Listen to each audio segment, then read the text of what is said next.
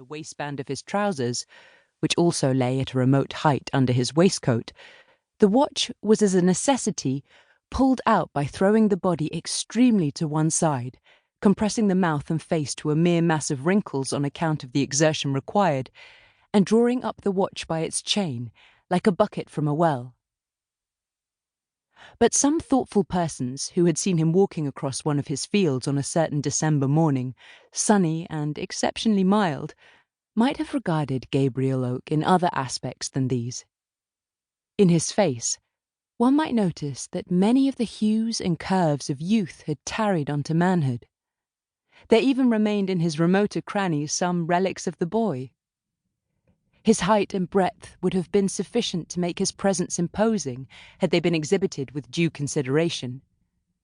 But there is a way some men have, rural and urban alike, for which the mind is more responsible than flesh or sinew, a way of curtailing their dimensions by their manner of showing them. And from a quiet modesty that would have become a vestal, which seemed continually to impress upon him that he had no great claim on the world's room, Oak walked unassumingly, and with a faintly perceptible bend, quite distinct from a bowing of the shoulders.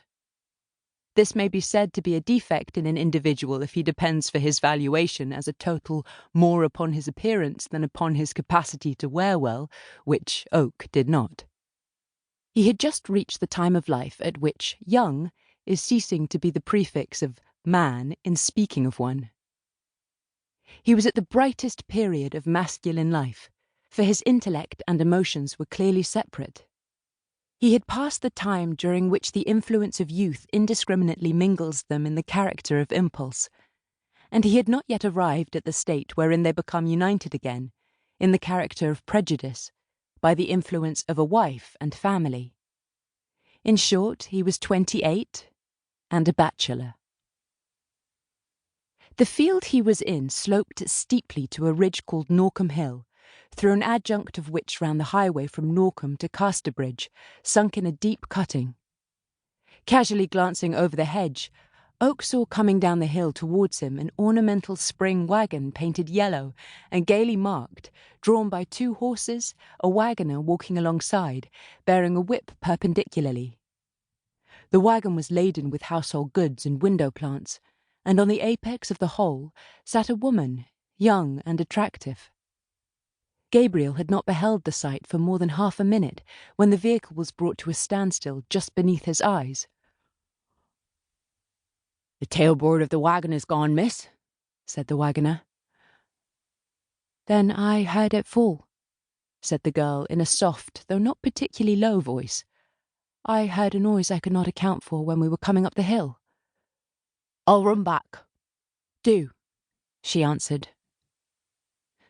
The sensible horses stood perfectly still, and the waggoner's steps sank fainter and fainter in the distance.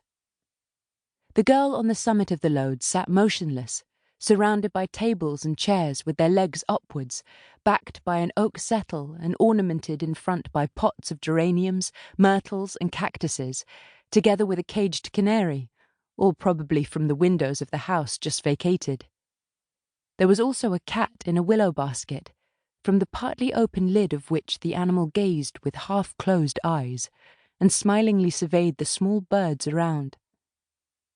The handsome girl waited for some time idly in her place, and the only sound heard in the stillness was the hopping of the canary up and down the perches of its prison. Then she looked attentively downwards. It was not at the bird, nor at the cat. It was at an oblong package tied in paper and lying between them. She turned her head to learn if the waggoner were coming. He was not yet in sight, and then her eyes crept back to the package, her thoughts seeming to run upon what was inside it. At length, she drew the article into her lap and untied the paper covering. A small swing looking-glass was disclosed, in which she proceeded to survey herself attentively. Then she parted her lips and smiled. It was a fine morning, and the sun lighted up to a scarlet glow the crimson jacket she wore, and painted a soft lustre upon her bright face and black hair. The myrtles, geraniums, and cactuses packed around her were fresh and green, and at such a leaf